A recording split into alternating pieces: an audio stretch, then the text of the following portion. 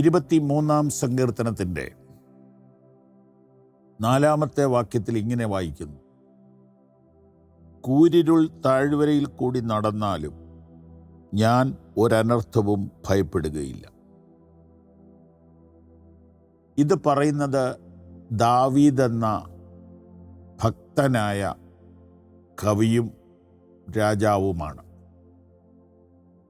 അദ്ദേഹത്തിൻ്റെ ജീവിതത്തിലും രാത്രിയുടെ അനുഭവങ്ങൾ ധാരാളം ഉണ്ടായിട്ടുണ്ട്. രാത്രികൾ എന്നതിൻ്റെ അർത്ഥം ഇന്നലെ നമ്മൾ ഒരുമിച്ച് ചിന്തിച്ചതാണല്ലോ. രാത്രി മനുഷ്യന് ആവശ്യമാണ്. നമ്മുടെ ഉറക്കം ഡീപ്പാകണമെങ്കിൽ ഇരുട്ട് ആവശ്യമാണ്. അത് പ്രകൃതിയിൽ സർവശക്തനായ ദൈവം ക്രമീകരിച്ചിരിക്കുന്നതാണ്. ഇന്നത്തെ തലമുറ ഇങ്ങനെ സ്ക്രീനിൽ എപ്പോഴും നോക്കിയിരുന്നിരുന്ന് അവർക്ക് ആവശ്യത്തിന് രാത്രി കിട്ടാതെ പോകുന്നുണ്ട്. എന്നിട്ട് അവർ പകലൊക്കെ ഉറങ്ങുന്ന ശീലക്കാരായി മാറുന്നുണ്ട്. അതൊക്കെ അപകടകരമാണ്.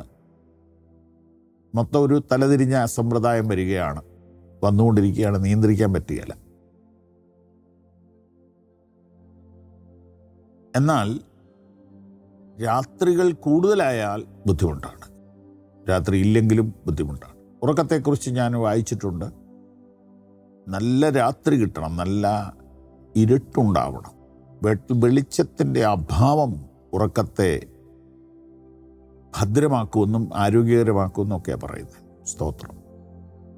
എന്നാൽ വെളിച്ചത്തിൻ്റെ അഭാവം അതിനേക്കാളൊക്കെ ഭീകരമാണ്. വെളിച്ചത്തിൻ്റെ അഭാവം.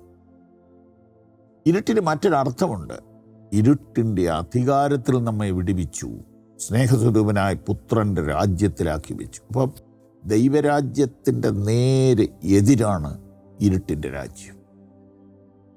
സ്തോത്രം, സ്തോത്രം, സ്തോത്രം. ദൈവരാജ്യത്തിൻ്റെ നേരെ എതിരാണ് ഇരുട്ടിൻ്റെ രാജ്യം അഥവാ അന്ധകാരം. ദാവീദ് പറയുകയാണ്, കൂരിരുൾ താഴ്വരയിൽ കൂടെ ഞാൻ നടന്നാലും. മറ്റൊരു തർജ്ജിമയിൽ മരണം നിഴലിൻ താഴ്വര എന്നാണ്. താൻ അവിടെ ധ്യാനിക്കുന്നത്, താൻ അവിടെ ഓർക്കുന്നത്, താൻ അവിടെ എഴുതുന്നത് ജീവിതത്തിലെ കഷ്ടകാലത്തെക്കുറിച്ചാണ്, സങ്കടകാലത്തെക്കുറിച്ചാണ്. കണ്ണെന്ന് കരയാതെ തന്നെ കവിളിലൂടെ കണ്ണുനീരൊഴുകിയ ദിനങ്ങളെക്കുറിച്ചാണ്. തൻ്റെ സ്വന്തം മകൻ തന്നെ ചതിച്ച സമയങ്ങൾ, തൻ്റെ അമ്മായിയപ്പൻ തന്നെ ഉപദ്രവിച്ച നിമിഷങ്ങൾ,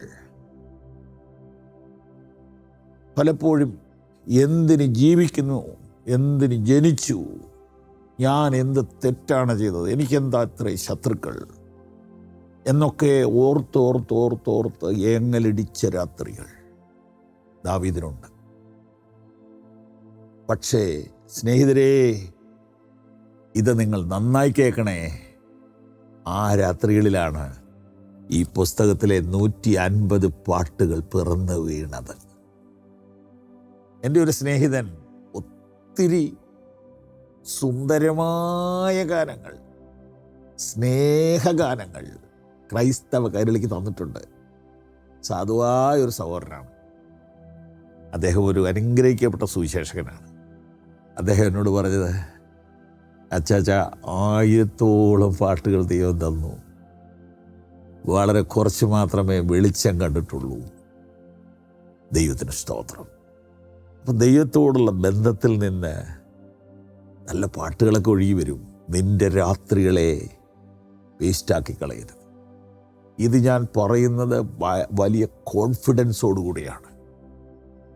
നല്ല ഉന്നം തെറ്റാത്ത വെടിയാണിത്.